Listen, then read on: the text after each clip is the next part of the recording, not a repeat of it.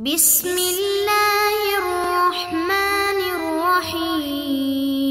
بسم الله الرحمن الرحيم. الحمد لله رب العالمين والعاقبة للمتقين والصلاة والسلام على أشرف الخلق والمرسلين أما بعد.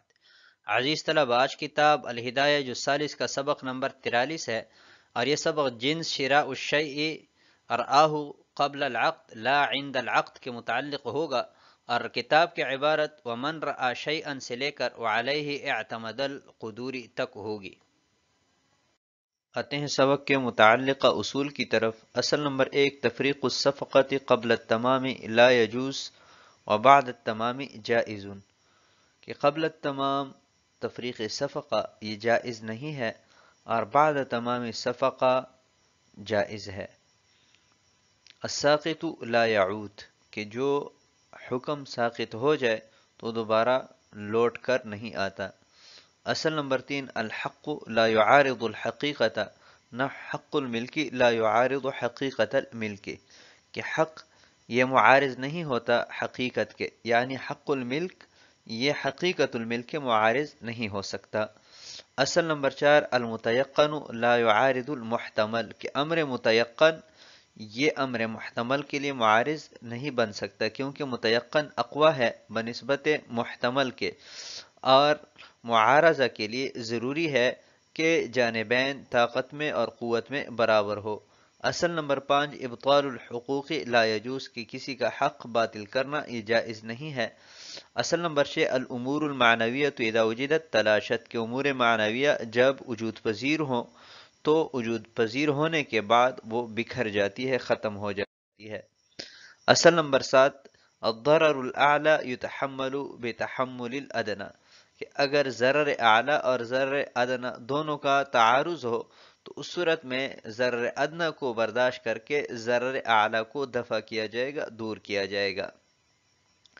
اصل نمبر 8، الشیء قبل تمامہ محل للرفض والنقص، کہ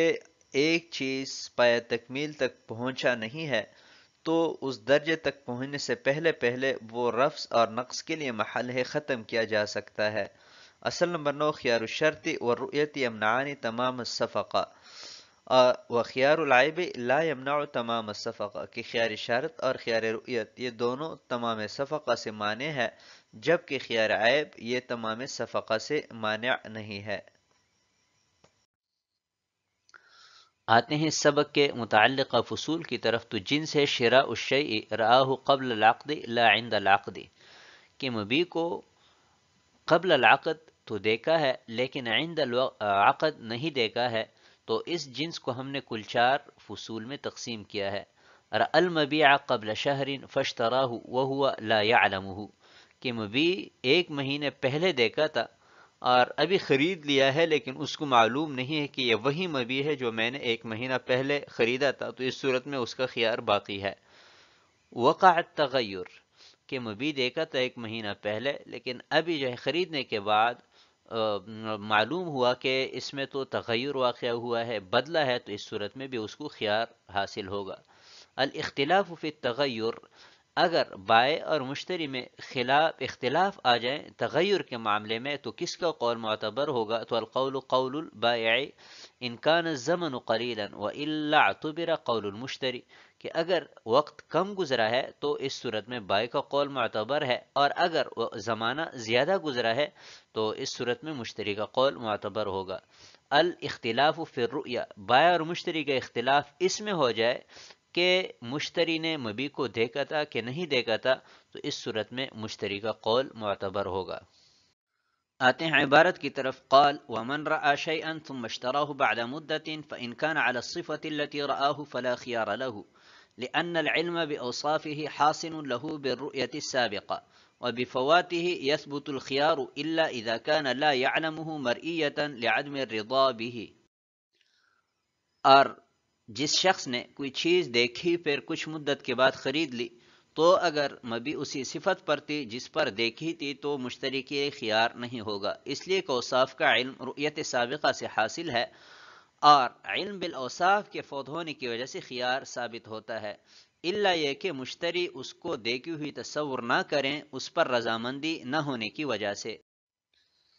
اس عبارت میں یہ مسئلہ بیان کیا گیا ہے کہ مثلا ایک شخص نے ایک گاڑی دیکھی اور پھر کچھ مدت کے بعد وہ خریدی، تو کیا رؤیت سابقہ کی وجہ سے مشتری کا خیار رؤیت ساقط ہوگا کہ نہیں ہوگا؟ تو صاحب ہدایہ فرماتے ہیں کہ اگر یہ گاڑی اسی صفت پر ہے جس پر کچھ مدت پہلے دیکھی تھی تو ابھی رؤیت سابقہ کافی ہے اور خیار رؤیت ساقط ہو جائے گا، اور اگر گاڑی ان اوصاف پر باقی نہیں ہے، مثلا ایکسیڈنٹ ہوا ہے، رنگ اتر گیا ہے یا کوئی اور نقصان آیا ہے، تو اس صورت میں چونکہ رؤیت سابقہ معلمہ للمقصود نہیں ہے، اس لیے خیار رؤیت جو ہے وہ فوت نہیں ہوگا، مشتری کو یہاں پر خیار حاصل ہوگا۔ اس عبارت کو بالفاظ دیگر یوں سمجھیں کہ علم بالاوصاف اور خیار رؤیت یہ دونوں میں منافات ہے۔ اگر خیار رؤیت ہو تو وہاں پر علم بالاوصاف نہیں ہوگا، یعنی جب علم بالاوصاف نہ ہو تو خیار رؤیت حاصل ہوگا، اور جہاں پر علم بالاوصاف ہوگا تو وہاں پر خیار رؤیت نہیں ہوگا۔ اگلا مسئلہ یہ بیان کر رہے ہیں کہ اگر مشتری تردد میں ہو، شک میں ہو کہ وہی گاڑی ہے جو میں پہلے دیکھ چکا تھا یا نہیں ہے، تو اس صورت میں چونکہ اس کی رضامندی مکمل نہیں ہے تو خیار رؤیت حاصل ہوگا، کیونکہ خیار رؤیت ہے ہی اسی کے لیے کہ مشتری کو کی رضامندی حاصل ہو، اور رضامندی کیسے حاصل ہوتی ہے؟ وہ اوصاف کے جاننے سے حاصل ہوتی ہے، تو اوصاف کے جاننے کے لیے مشتری کو خیار رؤیت دیا جاتا ہے تاکہ اس کے رضامندی وہ متحقق ہو سکیں۔ یہاں پر چونکہ وہ شک میں ہے تو اس کی رضامندی متحقق نہیں ہے، تو رضامندی متحقق نہ ہونے کی وجہ سے مقصود حاصل کرنے کے لیے اس کو ہم خیار رؤیت دیں گے۔ آتے ہیں اگلی عبارت کی طرف، وَإِن وَجَدَهُ مُتَغَيِّرًا فَلَهُ الْخِيَارُ لِأَنَّ الرُّؤْيَةَ لَمْ تَقَعْ مُعْلِمَةً بِأَوْصَافِهِ فَكَأَنَّهُ لَمْ يَرَهُ وَإِنِ اخْتَلَفَا فِي التَّغَيُّرِ فَالْقَوْلُ لِلْبَائِعِ لِأَنَّ التَّغَيُّرَ حَادِثٌ وَسَبَبُ اللُّزُومِ ظَاهِرٌ إِلَّا إِذَا بَعُدَتِ الْمُدَّةُ عَلَى مَا قَالُوا لِأَنَّ الظَّاهِرَ شَاهِدٌ لِلْمُشْتَرِ بِخِلَافِ مَا إِذَا اخْتَلَفَا فِي الرُّؤْيَةِ لِأَنَّهَا أَمْرٌ حَادِثٌ وَالْمُشْتَرِ يُنْكِرُهُ فَيَكُونُ الْقَوْلُ قَوْلَهُ۔ اور اگر مشتری نے مبیع کو متغیر پایا تو اس کو خیار حاصل ہوگا، اس لیے کہ سابقہ رؤیت ایسی واقعہ نہیں ہوئی ہے کہ جس سے اوصاف معلوم ہو، تو یہ ایسا ہے گویا کہ مبیع کو دیکھا ہی نہیں ہے۔ اور اگر بائع اور مشتری کا تغیر میں اختلاف ہو تو قول بائع کا معتبر ہوگا، اس لیے کہ تغیر یہ امر حادث ہے، اور عقد کے لزوم کا سبب یہ ظاہر ہے، الا یہ کہ طویل مدت گزری ہو، جیسا کہ مشائخ نے فرمایا ہے، اس لیے کہ ظاہر مشتری کے لیے شاہد ہے، برخلاف اس صورت کے کہ اختلاف رؤیت میں ہو، اس لیے کہ رؤیت امر حادث ہے اور مشتری اس کا منکر ہے، لہذا مشتری کا قول معتبر ہوگا۔ اس عبارت میں کل 4 مسئلے بیان کیے گئے ہیں۔ پہلا مسئلہ یہ کہ مشتری نے مبیع کو متغیر پایا اور بائع بھی تسلیم کر رہا ہے کہ ہاں ایسا ہی ہے، مبیع میں تغیر ہوا ہے، تو اس صورت میں رؤیت سابقہ کی وجہ سے مشتری کا خیار ساقط ہوگا کہ نہیں ہوگا؟ تو صاحب ہدایہ فرما رہے ہیں کہ رؤیت سابقہ چونکہ معلمہ للمقصود نہیں ہے، اس رؤیت کی وجہ سے اوصاف مبیع معلوم نہیں ہوئے، لہٰذا وہ رؤیت کالمعدوم ہے، اور مشتری کو خیار حاصل ہوگا تاکہ وہ مبیع کو دیکھ سکیں، مبیع کے اوصاف کو معلوم کریں، اور اوصاف معلوم کرنے کے بعد اس کی مکمل رضامندی متحقق ہو سکیں۔ اور دوسرا مسئلہ یہ ہے کہ تغیر میں اختلاف ہوا، مشتری کہہ رہا ہے کہ تغیر ہوا ہے، جبکہ بائع کہہ رہا ہے کہ نہیں، تغیر نہیں ہوا ہے، اور وقت بھی کم گزرا ہے، مدت کم گزری ہے، تب اس صورت میں کس کا قول معتبر ہوگا؟ تو اس کو سمجھنے سے پہلے آپ یہ سمجھیں کہ مدعی وہ شخص ہوتا ہے کہ جس کا قول ظاہر کے خلاف ہو، اور جس شخص کا قول ظاہر کے موافق ہو وہ مدعا علیہ اور منکر کہلاتا ہے۔ تو اس معاملے میں مدعی یہ مشتری ہے، کیونکہ وہ تغیر کا دعویٰ کر رہا ہے اور تغیر ایک امر حادث ہے، لہٰذا اس کا جو قول ہے وہ ظاہر کے خلاف ہے، اور بائع جو ہے وہ منکر اور مدعا علیہ ہے۔ اور ضابطہ یہ ہے کہ جب اختلاف ہو تو اس صورت میں بینہ مدعی کے ذمہ ہوتا ہے اور یمین مدعا علیہ اور منکر کے ذمہ ہوتا ہے۔ تو اس معاملے میں اگر مشتری کے پاس بینہ نہ ہو تو قول بائے کا معتبر ہوگا مع الیمین، کیونکہ بائے منکر ہے اور مدعا علیہ ہے، اور قول مدعا علیہ اور منکر کا معتبر ہوتا ہے مع الیمین اس صورت میں کہ جب مدعی کے پاس بینہ نہ ہو۔ تیسری صورت یہ ہے کہ اگر مدت زیادہ گزری ہے اور متعاقدین کا اختلاف ہو جائے تغیر میں، مشتری تغیر کا مدعی ہے جبکہ بائے انکار کر رہا ہے کہ نہیں تغیر نہیں ہوا ہے، تو اس صورت میں مشتری کا جو قول ہے وہ ظاہر کے موافق ہے، اور بائے کا جو قول ہے وہ ظاہر کے مخالف ہے۔ مشتری کا قول ظاہر کے موافق اس لیے ہے کہ مدت زیادہ گزری ہے، اور عموماً زیادہ مدت گزرنے میں مبی میں تغیر ہو ہی جاتا ہے، تو جس کا قول موافق ہو ظاہر کے تو اس کا قول مع الیمین معتبر ہوتا ہے، بشرط کے مدعی جس شخص کا قول ظاہر کے خلاف اس کے پاس بینہ نہ ہو۔ یہ تیسری صورت ہوئی۔ اور چوتھا مسئلہ یہ ہے کہ بائع اور مشتری میں اختلاف ہوا نفس رؤیت میں۔ بائع کہہ رہا ہے کہ آپ نے مبی دیکھی ہے جبکہ مشتری انکار کر رہا ہے، تو اس صورت میں رؤیت جو ہے وہ امر حادث ہے، اور اس کا مدعی یہ بائع ہے، بائع کہہ رہا ہے کہ آپ نے مبی دیکھی ہے، تو اس معاملے میں بائع مدعی ہوا اور مشتری منکر اور مدعا علیہ، کیونکہ وہ انکار کر رہا ہے اور اس کا قول جو ہے وہ ظاہر کے موافق ہے، لہٰذا وہ منکر ہوا، مدعا علیہ ہوا، اور قول منکر اور مدعا علیہ کا معتبر ہوتا ہے مع الیمین۔ لہٰذا رؤیت کے معاملے میں جب اختلاف ہو تو قول مشتری کا مع الیمین معتبر ہوگا بعد اس کے کہ بائع کے پاس بینہ نہ ہو۔ آتے ہیں اگلی عبارت کی طرف۔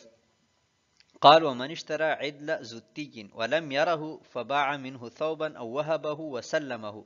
لم يرد شيئا منها إلا من عيب، وكذا خيار الشرط لأنه تعذر الرد فيما خرج عن ملكه، وفي رد ما بقي تفريق الصفقة قبل التمام، لأن خيار الرؤية والشرط يمنعان تمامها، بخلاف خيار العيب لأن الصفقة تتم مع خيار العيب بعد القبض وإن كانت لا تتم قبله، وفيه وضع المسألة۔ اور جس شخص نے زوتی کپڑوں کی ایک گٹھی خریدی بن دے کے، پھر ان میں سے ایک کپڑا فروخت کیا یا ہبہ کر کے حوالہ کیا، تو ابھی ان کپڑوں میں سے کچھ بھی واپس نہیں کرے گا مگر عیب کی وجہ سے، اور اسی طرح خیار شرط ہے، اس لیے کہ جو کپڑا ملکیت سے نکل چکا ہے اس کپڑے میں رد متعذر ہوا، اور باقی ماندہ کے واپس کرنے میں تفریق الصفقہ قبل التمام ہے، اس لیے کہ خیار رؤیت اور خیار شرط یہ دونوں مانع عن تمامی صفقہ ہے، برخلاف خیار عیب کے کہ صفقہ تام ہو جاتا ہے خیار عیب کے ہوتے ہوئے بعد القبض، اگرچہ قبل القبض تام نہیں ہوتا، اور اسی میں مسئلے کی وضع ہے۔ اس عبارت میں یہ مسئلہ بیان کیا گیا ہے کہ مثلا ایک شخص نے کپڑوں کی ایک گٹھی خریدی اور پھر اس گٹھی میں سے ایک کپڑا آگے فروخت کیا یا کسی کو ہبہ کر کے قبضہ بھی دے دیا، موہوب لوگوں نے قبضہ کر لیا، تو ابھی کیا یہ شخص مشتری خیار رؤیت یا خیار عیب کی بنا پر یہ کپڑے واپس کر سکتا ہے کہ نہیں کر سکتا؟ تو صاحب ہدایہ فرما رہے ہیں کہ خیار رؤیت اور خیار شرط کی بنا پر یہ واپس نہیں کر سکتا، کیونکہ ایک کپڑا تو اس کی ملکیت سے نکل چکا ہے، وہ کسی اور کا مملوک بن چکا ہے، لہٰذا وہ کپڑا تو واپس نہیں کر سکتا، اور باقی ماندہ جو کپڑے ہیں وہ بھی خیار رؤیت یا خیار شرط کی بنا پر واپس نہیں کر سکتا، کیونکہ خیار رؤیت اور خیار شرط یہ مانع عن تمام صفقہ ہے، جیسے کہ ہم اصول میں پڑھ چکے ہیں۔ تو ابھی اگر یہ باقی ماندہ کپڑے واپس کرے گا تو یہ تفریق الصفقہ قبل التمام لازم آئے گا، اور تفریق الصفقہ قبل التمام ناجائز ہے، جیسا کہ حضور نبی کریم صلی اللہ علیہ وسلم نے اس سے منع فرمایا ہے۔ البتہ خیار عیب کی بنا پر یہ واپس کر سکتا ہے، کیونکہ خیار عیب یہ مانع عن تمام صفقہ نہیں ہے، خیار عیب کے ہوتے ہوئے بھی قبضہ تام ہو جاتا ہے، صفقہ تام ہو جاتا ہے، تو ہم پہلے اصل پڑھ چکے ہیں کہ تفریق الصفقہ قبل التمام تو ناجائز ہے، البتہ بعد التمام ناجائز نہیں ہے، لہٰذا خیار عیب کی صورت میں چونکہ صفقہ تام ہو چکا ہے اور بعد التمام تفریق لازم آ رہا ہے اور بعد التمام جائز ہے۔ اور ہمارا کتاب میں ذکر کردہ جو مسئلہ ہے اس کی وضع بعد القبض کی صورت میں ہے۔ آتے ہیں اگلی عبارت کی طرف. فلو عاد الیہ بسبب هو فسخ فهو على خيار الرؤية كذا ذكره شمس الأئمة السرخسي رحمه الله تعالى. وعن ابي يوسف رحمه الله تعالى انه لا يعود بعد سقوطه كخيار الشرط وعليه اعتمد القدوري رحمه الله تعالى والله تعالى اعلم. فروخت شدہ یا ہبہ کیا گیا کپڑا اگر مشتری کے پاس کسی ایسے سبب سے واپس ہو کہ جو فسخ ہے تو مشتری کو خیار رؤیت حاصل ہوگا، اور ایسے ہی شمس الائمہ سرخسی رحمہ اللہ تعالی نے ذکر فرمایا ہے. اور امام ابو یوسف رحمۃ اللہ علیہ سے مروی ہے کہ خیار رؤیت بعد السقوط عود نہیں کرے گا، جیسا کہ خیار شرط واپس نہیں ہوتا. اور اسی کو امام قدوری رحمۃ اللہ علیہ نے اختیار فرمایا ہے، واللہ تعالی اعلم. اس عبارت میں یہ مسئلہ بیان کیا گیا ہے کہ مشتری نے جو کپڑا فروخت کیا تھا یا کسی کو ہبہ کر کے قبضہ دیا تھا، ابھی اگر یہ کپڑا اس کے پاس کسی ایسے سبب سے واپس ہو کہ جو فسخ ہو، مثلا خیار عیب کی بنا پر قضاء قاضی کرتے ہوئے مشتری ثانی نے اگر کپڑا واپس کیا ہے تو یہ واپس کرنا فسخ ہے. اس صورت میں شمس الائمہ سرخسی رحمۃ اللہ علیہ کی ذکر کردہ روایت کے مطابق مشتری خیار رؤیت پر برقرار ہے. اور امام ابو یوسف رحمۃ اللہ علیہ سے مروی ہے کہ ساقط لا یعود، خیار رؤیت چونکہ ایک دفعہ ساقط ہو چکا ہے تو بعد السقوط دوبارہ خیار عود نہیں کرے گا، واپس نہیں کرے گا، جیسا کہ خیار شرط ایک دفعہ ساقط ہو جائے تو بعد السقوط واپس نہیں ہوتا. اور امام قدوری رحمۃ اللہ علیہ نے اسی پر اعتماد کیا ہے، اور صاحب ہدایہ کے اسلوب کے مطابق امام ابو یوسف رحمۃ اللہ علیہ کی روایت مفتہ بھی ہے. تو آج کے سبق کو ہم اسی پر ختم کرتے ہیں. والسلام علیکم ورحمۃ اللہ وبرکاتہ.